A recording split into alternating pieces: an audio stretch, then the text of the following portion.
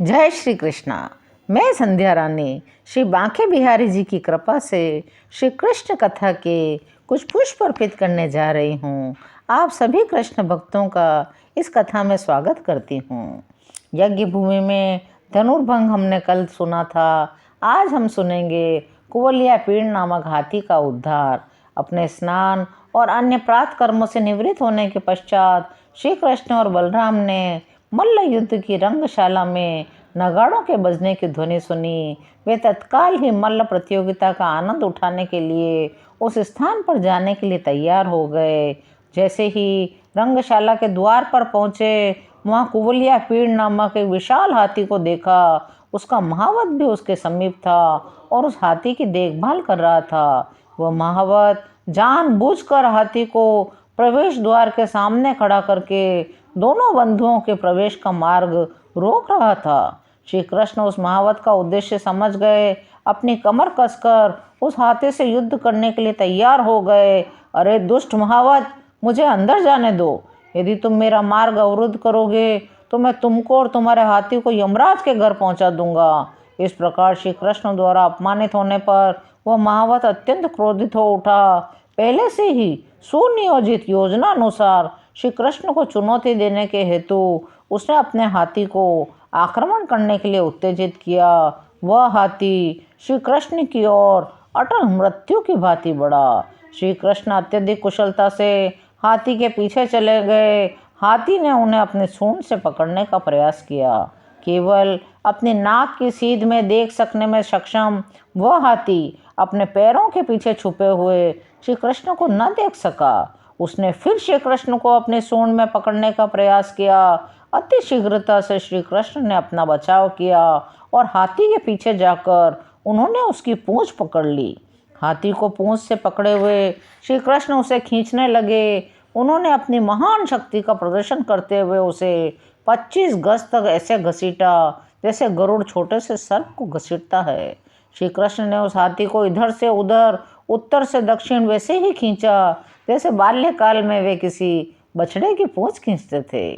तदुपरांत श्री कृष्ण हाथी के सम्मुख गए और उसे एक जोर का थप्पड़ मारा। फिर वे हाथी की दृष्टि से ओझल होकर उसके पीछे चले गए।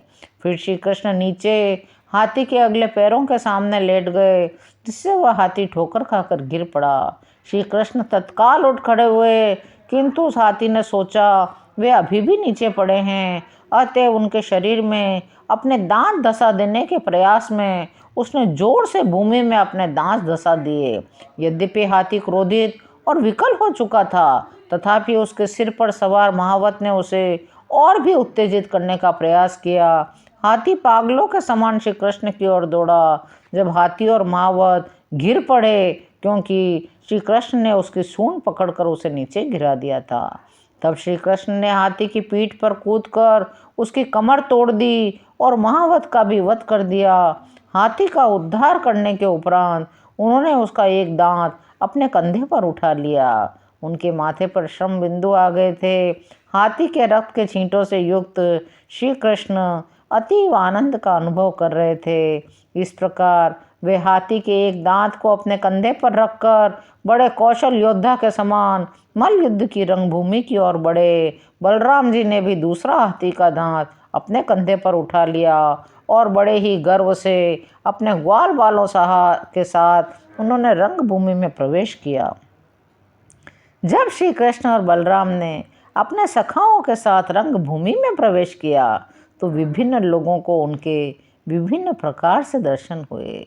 जिसका उनके साथ जैसा संबंध था उसे वे उसी रूप में दिखाई दिए। मल्लों को वे वज्र के समान प्रतीत हुए। जनता को वे सबसे सुंदर व्यक्ति प्रतीत हुए। स्त्रियों को आकर्षक पुरुष मूर्तिमान कामदेव प्रतीत हुए। उपस्थित ग्वालों को श्री कृष्ण अपने ही गांव वृंदावन से आए हुए अपने संबंधी प्रतीत हुए। उपस्थित क्षत्रिय राजाओं ने श्री कृष्ण के दर्शन सर्वाधिक बलशाली राजा के रूप में किए। माता पिता ने उनके दर्शन सर्वाधिक प्यारे बालक के रूप में किए। इस प्रकार विभिन्न लोगों ने श्री कृष्ण को विभिन्न रूपों में देखा। जब बलराम और कृष्ण ने रंगभूमि में प्रवेश किया, कृष्ण द्वारा कुवलिया पीड़ के वध की सूचना कंस को मिल चुकी थी। वह जान गया था श्री कृष्ण निसंदेह ही दुर्जय है। वह अत्यंत सुंदर वस्त्र धारण किए हुए थे, लेकिन वह उनसे अत्यंत भयभीत हो गया। भगवान श्री कृष्ण का दर्शन करने वाले मथुरा के नागरिक अत्यधिक प्रसन्न हो गए। मथुरा के नागरिक श्री कृष्ण की जय जयकार करने लगे। तब आपस में पूतना राक्षसी, बवंडर के रूप में आए हुए असुर तृणावत और यमलाजुर वृक्ष में से जुड़वा भाइयों के उद्धार के स्मरण करने लगे।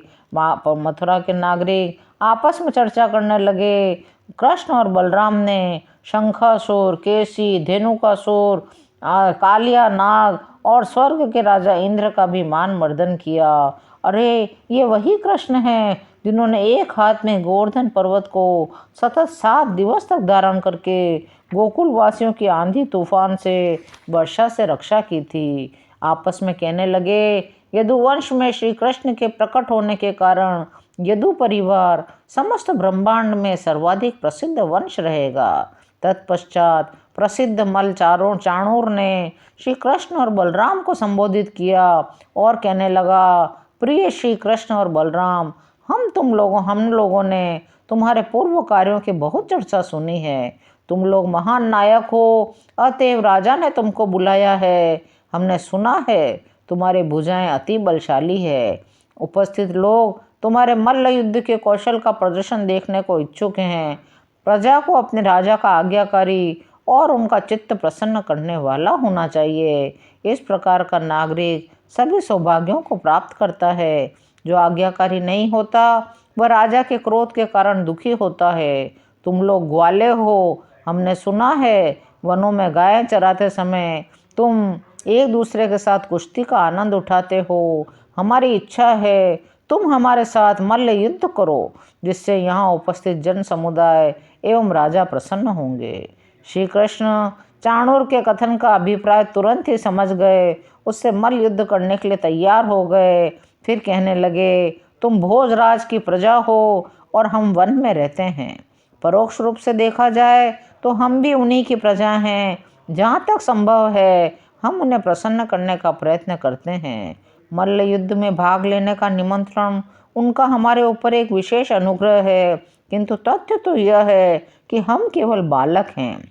हम कभी कभी अपनी ही आयु के अपने सखाओं के साथ वृंदावन में क्रीड़ा करते हैं। हमारा विचार है समान अवस्था और समान शक्ति के व्यक्तियों के साथ ही मल्ल युद्ध करना अच्छा है, किंतु तुम्हारे समान महान मल्लों से युद्ध करना दर्शकों को भी रुचिकर न होगा। कृष्ण ने इंगित किया, प्रसिद्ध व बलशाली मल्लों को श्री कृष्ण और बलराम को युद्ध करने के लिए चुनौती नहीं देनी चाहिए। तब चाणूर बोला, प्रिय कृष्ण, हम तो समझते थे तुम न तो बालक हो न किशोर। तुम अपने ज्येष्ठ भ्राता बलराम जी के समान हर किसी से श्रेष्ठ हो। हाथियों से युद्ध करके उन्हें हराने में समर्थ कुवलिया पीड़ का वध तुमने पहले ही कर दिया है और तुमने उसका वध अत्यंत अद्भुत रीति से किया है। तुम्हारी शक्ति के कारण हम में से अधिक बलशाली मल्लों से प्रतियोगिता तुम्हारे लिए उचित होगी। अतः मेरी तुमसे मल्ल युद्ध करने की आकांक्षा है। तुम्हारे ज्येष्ठ भ्राता बलराम मुष्टिक से मल्ल युद्ध करेंगे और मैं तुम्हारे साथ करूँगा। कुवलिया पीड़ नामक हाथी का उद्धार नामक शीर्षक यहीं समाप्त होता है। शेष अगले अंकों में। यदि आपको कृष्ण कथा सुनना पसंद है तो चैनल को लाइक, शेयर और सब्सक्राइब करिए। कमेंट में जय श्री कृष्णा लिखना न भूलिए। जय श्री कृष्णा।